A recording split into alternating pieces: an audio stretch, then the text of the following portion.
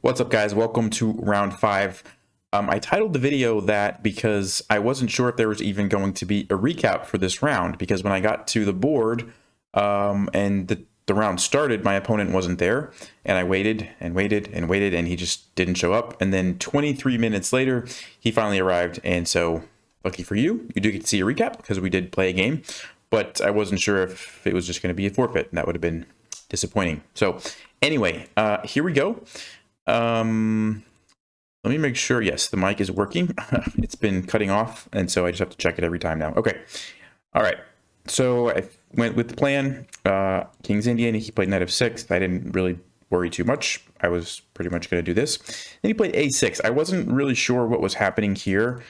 I mean, yes, you can play B5. It's a little bit scary, but technically that's okay because I don't really have any tactics immediately. And sure enough, he did play B5. So he was just trying to kind of expand on the queen side, I guess. And he gives me the discovered attack, but I don't really have any way to take advantage of that. So like I can move knight e5. Engine actually likes this move, but it doesn't really win a rook. He can just play d5.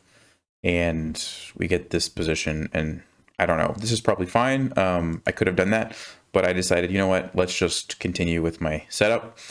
Knight b to d2 and c5.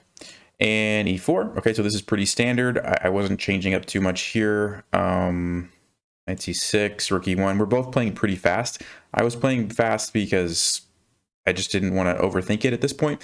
He was playing fast, I don't know, maybe because he was lower on time, or he just was familiar with this opening.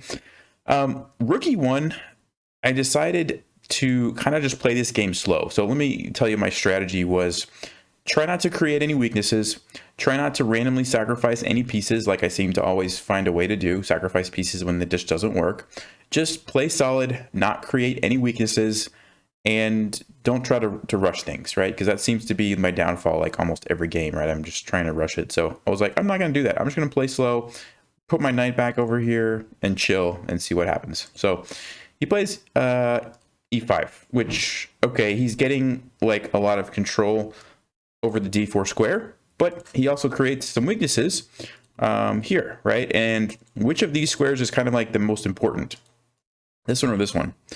I would say it's d5, because d5 is the only one, remember, that has no pawns that can control it, right? This square, there's always g6, so if I did put a knight there, it could just get chased away. If I put a knight here, it's not going to get chased away by any pawns. Now, it could get traded, but basically I had my eye on this square. Okay, so knight f1 perfectly kind of lines up with that plan, right? Knight e3, knight d5. So he plays bishop e7 and bishop g5. Now I was thinking, if we're gonna have a locked up position with like a bunch of pawns blocked off, I don't mind giving up this bishop and having two knights, because knights are going to be able to hop around.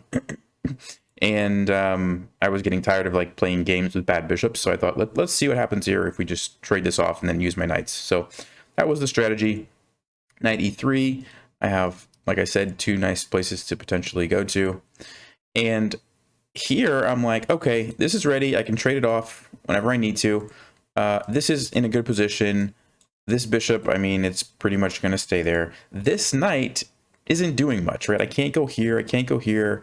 I would much rather have this knight somehow be able to go here. So I just started doing that right away. I'm like, I'm just going to go to d2. I'm going to go back to f1. I'm going to move this one somewhere, and then I'm going to bring this knight in. So that was my plan. And he played knight d4. I just continued with the plan. I didn't worry about that. Knight to e6. Okay, so now it's the time. Trade off the bishop. All right, so here we go. And then I played c3. I didn't want to let his knight come in. And so this is kind of a key difference. You know, we both have control over a center square, but mine is controlled by a pawn, so he can't ever put a piece there. I can put my piece on d5, so I liked that better.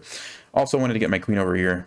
Seemed like my queen needed to do something. So g6, queen b3, bishop g7, a4. I'm still planning on doing this. I just wanted to go ahead and see if I could open up the a file and then potentially have some ideas with my rook getting involved, and maybe also some pressure on this b5 pawn. So that's what was happening there. He did defend that, traded this off, and I didn't want to take, right? Because if I take, I give him control of the file. So I just wanted to leave that. Hopefully he takes me, probably not, but if he does, I'd be happy, because then I could just take back and then I would have control of the file, right? So I just left that and went ahead knight to d5. And if he was going to take me, by the way, I wouldn't take with the pawn. I was going to take with the queen. And now my queen is pretty strong. I'm eyeing this square. I'm attacking this. I can maybe come over here at some point, and it looks like it's really annoying. And then I can follow up with the knight later and maybe get the knight there. So that was the plan if he took me, which he didn't. He played rook e8. I think he was just trying to control the square because there were some like ideas of me forking some pieces. And so I think that was what rook e8 was. So here comes the other knight. Okay, h5, h4. So I played h4 because I wanted to play bishop h3 to potentially trade off this knight, right? The bishop's not really doing a whole lot here. So I thought, let's see if I can maybe trade it. The problem is, if I play like bishop h3 right now, I was thinking knight to g5, and then I just kind of have to go back, and that doesn't really accomplish anything. We can just repeat moves, but that's not what I wanted to do, right? So h4, knight g5 is no longer an option, so now I can think about bishop h3. So that was the idea there.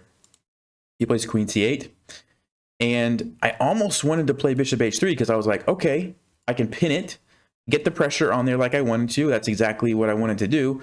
It looks even better now that the queen is on c8, right? Well, let me ask you, what do you think black can play if I would have done this? What can black play here? There's a really sneaky line, and I don't even know if it's actually good, but I was calculating it and I was a little bit afraid of it. So what do you think black can play here? All right, well, if you've had a chance to look at that, the move that I was afraid of potentially was knight to d4. And Stockfish is telling me you shouldn't be afraid of that, but I was. And my logic was, if I take the queen, he's going to take my queen. My rook's under attack. My bishop's under attack, so I pretty much have to trade here. Takes. And then I was like, okay, we just traded off a bunch of pieces, but it's pretty even position. Am I really even better? Like, yeah, I can go here, but he's got rook b8 to defend it, and I didn't really see anything. It's saying knight c7. I guess I just thought he was just going to like push this pawn, and what am I going to do? Bishop a4. Engine says I'm fine here, but it's just a small advantage. So I didn't really think that that was worth it. And the other thing, if I take the knight, then I was afraid of this happening, and it just looked really scary. Computer says it's fine, but I am not. Oh, do I have a fork? Is that what the deal is? Oh yeah, there's a little tactic, I guess. So I think I missed this here. But that doesn't really win anything, right? Knight e to d5. Now it's saying bring this knight in. Yeah, I didn't feel good about this. Like his queen right here, bishop pair. I guess it was okay, but I was afraid. So let's go all the way back. That was a long rabbit trail. But the point was, I didn't want to play bishop h3 because of that knight to d4 move, allowing the trade. And I just felt like my position was pretty good. It's kind of hard for black to play. And so I played king h2 first, because then I can play bishop h3, and there's no more tactic there because now my bishop's defended. So, you know, basically, if I were to go here and knight to d4, now I can just take the knight. I don't have to worry about the queen coming over here, right? So that was my idea. Okay, so he played queen b7, gets out of that potential pin. And I went there anyway, because like I said, bishop's not doing a whole lot here. I wanted to have the option to trade it off for the knight if there was a good opportunity. So bishop h3, rook to b8. Okay, this is a really weird part in the game. So he goes rook b8, and I'm like, huh, okay, so he's giving up the idea of fighting for this file. And there was a lot of tactics here. For example, let's see, what's a move that I was thinking he might potentially play? Like if he just moves this rook, let's just say, there's tactics here where I can like trade, fork some pieces, win a pawn because my queen is unleashed. I don't actually know if it works here, but that's kind of the idea. And so I think he was just trying to avoid that. So he moved away. At least that's what I thought. Okay, but then I played here. I wanted to double up. And in some lines, it looked like it would be beneficial to have this pawn defended. So I thought rook a2 was better. And then he goes rook a8. And I'm like, wait a second. The rook was just on a8. You moved it here. And then you moved it back. I'm like, okay, I don't get it. But I'm going to double up my rooks. Thanks for that, I guess. I didn't really understand that. He took it. I took with the rook. This was a tough one. I was thinking about doubling up with the queen. But then I was like, I don't know what's going to happen. We can just trade a bunch of stuff off eventually. Maybe not right away because there's like potentially some tactics. But I was like, no, I want to take with the rook because ideally like to have the rook in front of the queen, so then I can like come down here and actually attack stuff. And I also was thinking potentially of coming over here and coming back to the king side. And so I wanted to have that option. So after much debate, I took with the rook. Okay, so rook to b8. I did play queen to d1. Again, it's kind of a dual purpose move. I might come over here and double up like this so my rook can come down. I also am thinking about potentially attacking over here, maybe like f4, g4. You know, I saw some ideas of like sacking the knight, bringing the queen over. I wasn't going to do it like that quickly, but I did think about it. Okay, bishop to e8. I don't know. I didn't think that was a great move. I felt like his bishop was pretty good here. And so to put it here didn't make a lot of sense to me. It just seems like a bad square for the bishop. But I guess he was trying to defend if I was going to attack over there. So maybe that's the idea. But after I saw that, I was like, okay, now it seems like this is the right plan. Just double up over here and get control of this file. So that's what I did. Queen to d7. And I played f4. It just looked really strong to be able to play f5, kind of bust open things here, create a square for this knight to go to. He took it. I took it. I got the pin here. Sorry, I got the pin here, attacking this. And now, let's see what happened. Yeah, bishop b5, rook down. Okay, and he played this move, queen to d8. I didn't even consider this move. So here's what I'm thinking. He can't move the queen away like this because I'm going to just take, right? Takes, and I win a pawn. Nice. And then I realized, if I take this, what if he takes over here? Because there's this discovered... what am I trying to say? It discovered a pin. That's the word. Wow, it's late, guys. It's late. There's this pin, so I can't take the queen, right? So I'm like, okay, I got the piece. I'll just retreat. But then he can take. I take. He takes check. He's forking. He's getting his piece back. And on top of that, look at this queen. Now I'm like probably losing because my king is like no cover. His queen's right there. I lost a bunch of pawns, like just really bad, right? So that was the line that I was scared of. And then I was like, okay, well, instead of taking with the knight, what if I take with the bishop? And then I was thinking, wait a second, then he can take here, check, or Engine says this is actually the correct way to do it. Take here, and if I take, then the queen comes in. Either way, it's pretty scary, right? So I'm like, okay, totally missed this idea. Now I'm like wondering, what do I do? So this is a good opportunity if you want to pause. What do you think I played here? I finally, after quite a bit of thinking, found a nice move, and I'll let you guys see if you can find it. All right, if you had a chance to look at that, the move that I found was knight takes g6. So it's kind of the same idea. Instead of takes to win a pawn, I'm going to just take over here first because it defends the h-pawn, right? So there's no queen ideas. The knight's covering it. But the same thing, if he takes me, then I'm going to take here and I win my pawn like I wanted to do, right? And it's with check. So that was the move that I found. Engine says I can just take it, which I don't understand. Engine says it doesn't matter which way you take. But I was convinced this had to be the move. Let's just see. What does it say is going to happen after this? Queen to e1 I'm supposed to play. Let him take. I can't even move this because I'm pinned. That's why I was scared too. Engine's like d4. What kind of a move is this? What kind of a move is d4? He's like just give away all my pawns. He can like take whatever he wants. Wow. Okay. Anyway, I wasn't going to see that. All right. So knight takes g6, takes. He goes over here, and I played king g2. So basically, I want to get out of this. Now this is a threat, right? The threat that I talked about earlier because of the pin here. So I have to deal with that. I could have defended, but that looked really passive. And so king g2 seemed like the best way to deal with it. Just get out of the pin. And then my pawn can do its job and defend the pawn. And that's what Stockfish says too. So cool. Then he plays queen f6. Solid move. He's kind of migrating the queen closer to my king. And I do have to be a little careful. He's also attacking my bishop. So initially I was thinking bishop h3 is what I wanted to do. Just retreat. But then I was afraid of g5. And I didn't want things to get open over here because like once the bishops, get into an open position, if this rook can come over, it looked really scary. Engine says you're fine, just play knight d5 and win the game. I was afraid that, this was going to happen, trap my bishop. This was going to happen, open up my king. I didn't like it. So I thought, came up with a crazy move. If you want to pause, try to figure out what crazy move do you think Nelson played here. It's actually It's actually the top engine move. So I'm proud of myself for finding this one. It's not really, I wouldn't really say it's a natural looking move, but go ahead, pause if you'd like, and see if you can figure out what I played.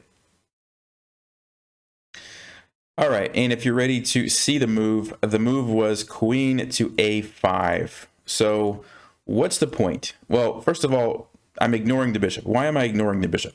I'm trying to create a threat that's stronger than the bishop. So basically, queen a5, the point was if he was going to take, I was going to play queen c7. This is what I wanted to do with this move, right? Threatening checkmate and threatening to take the rook. So if this works out, I lost the bishop, but I'm going to get a rook, or I'm going to get checkmate, which is better, right, than a bishop. The thing that I had to calculate was, did he have any moves that could save the rook and stop the checkmate? And the one move that I was a little bit concerned about, excuse me, I can't talk, was bishop d7. Because I'm thinking, okay, I take the rook with check. He moves, let's say, somewhere up here. But I have to be really careful because look at this, and I don't have anything immediately, right? And this didn't happen in the game, but this is a good learning opportunity. I think there's actually a little trick, and so I want to show you guys what I could have done is just play something like queen d8, just stay calm, threaten the pinned piece, right? So he's going to go for this attack, queen h3 check, and let's just say king g1, queen takes check. And now I invite you to pause and what should I play here and what's the likely continuation going to be? So think about it. I'm obviously in check, have to get out of check. What should I play? Go ahead and pause. And if you're ready, if you're ready, I'll show you the solution now. So basically we can't go here. We get checkmated. We could go to F1, but that doesn't look good because then the queen can move around. So we have to block with the knight. And remember, when I did the video on knights, they're really good at blocking queens, right? Because the knight takes away the squares that the queen would like to check you on. So this is kind of the start. There is queen h2, but now I have king f1. And the only check available is here, and then I can play king f2. And now there's no more checks. I'm fine. I'm going to take this next move with check, and it's over, right? So I could survive a very tricky position, but that was kind of one line that I had to think through. So that was the trickiest move, I thought, right? And then what happened in the game was I played queen a5. By the way, yeah, so when I played queen a5, he thought... No. So prior to this move, sorry, let me back up. Right here, when he played queen f6, he had 11 minutes, and he thought down to 3 minutes. So he only has 3 minutes on the clock. Then I played queen a5. He's got to make a decision really fast. And he thinks for like a minute or two, he plays bishop d7. And I'm like, what is happening? Like, what is going on? I can take this 2 different ways. And then I realized his plan, or his idea, was to open up the rook to come over to f8, line up, and come down here and checkmate me. And I'm like, okay, that's actually not a bad idea. And so, like, for example, if I were to take with the rook, he can play rook f8, and this is kind of scary. But actually, it doesn't really matter which way I take. I don't know why I said that. Anyway, that's his idea. So I took with the bishop. I don't think it really matters, but he did play rook f8, and then I'll let you pause here. What did I play to stop this checkmate threat? So the threat is queen f2, I have to move my king somewhere, and then he takes here because the bishop is defending, and it's just mate. So what did I play to stop that? And if you're ready to see the move, bishop f5. So sometimes this is like a kind of a pattern to keep in mind. You can win a piece in chess and then sacrifice it back to get into a good position, right? So that's kind of what happened here. I got the bishop for free, and so I need to stop checkmate. I'll just give back a piece. So it's not a big deal because I just got one for free. Now I give it back, and I actually get an extra pawn out of the deal, right? This g pawn that's going to take me with my knight. So that's what happened. He played queen g6. Really tricky. He's trying to still create some threats, like take here and then, you know, checkmate me down here or something. But it doesn't actually work. I played queen c7. If he would have taken, I had a nice move here. I'll let you, if you want to pause again, what could I play in this position to win the game? And if you're ready to see the solution, the move is not taking the rook, because if I take the rook, the queen's coming down here and he's getting a perpetual, at least. If I go here, I'm getting mated, and if I go here, it's perpetual check. So that's not the move. The move is rook to a8 check, and the king is trapped. The only pieces that can block are the rook and the queen. If the rook blocks, I just take it for free. So the queen has to block, and then I just also take it, and then take the rook. So that was my little idea if he was going to sack the rook. But he didn't do that. He played bishop takes g3, which I was like, whoa. I didn't even calculate that move until he played it. I'm like, okay, that's actually pretty interesting. The idea is that if I take it, he's going to bring his rook over. He's got his king defended, so there's no checkmates. And he also has a checkmate threat of his own on my knight. And do you see if there's a way that my pieces can defend my knight? Actually, there's not, right? The queen and the rook can't get back to defend my knight. So I was like, wow, that's actually a pretty nice move. So I thought for a while, and what do you think I played? So go ahead if you want, pause and think about it. And if you're ready to see what I played, knight takes g3. And I know I just said, what about rook g8? So he did play that, and I had another move in mind here. Again, I know I'm letting you pause like every move here, but it's a pretty interesting position, and I think it's kind of fun to try to solve these. So what did I play here to get myself out of this situation? Well, the move is king to h1. And the point is that since it's not check when he takes my knight, I'm going to just checkmate on h7 if that queen moves. So he can't take the knight. He actually has no checks on my king. If I would have went to g1, it's different because then he can take it with check and I just lose, right? I also could have went to f1, but then it allows the rook to check me and it looked a little bit more complicated. This way is nice and simple. There's no checks. So he tried one more trick. Queen h6, so still defending the checkmate, and he's also setting up to come over here. So if you want to pause and figure out what I played here.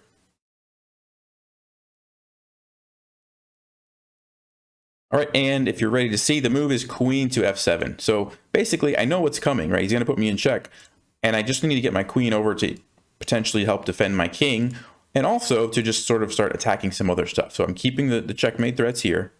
And I'm also threatening to take this. And by the way, if he takes my knight, it doesn't work because I can just go rook a8 again, and it's mate. And this is what he played in the game, check. I simply slid my king up. He played check, and I went to h3. And there's nothing he can do. He can sack the rook, but it doesn't really matter because I'm going to be able to get out of the checks from the queen just by blocking. And the only other thing he could do would go like back here. But then I can...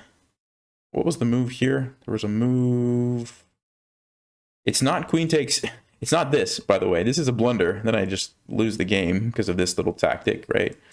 There was a move I was going to play if he played queen h6. And now I can't think of what it was. Oh, knight f5. It was knight f5. There we go. Engine saying something else, but I was going to play this. Attack the queen. There's no checks, right, that are any good because I can just take it. And once the queen moves, I don't actually know where can the queen move to, like queen g6 or something.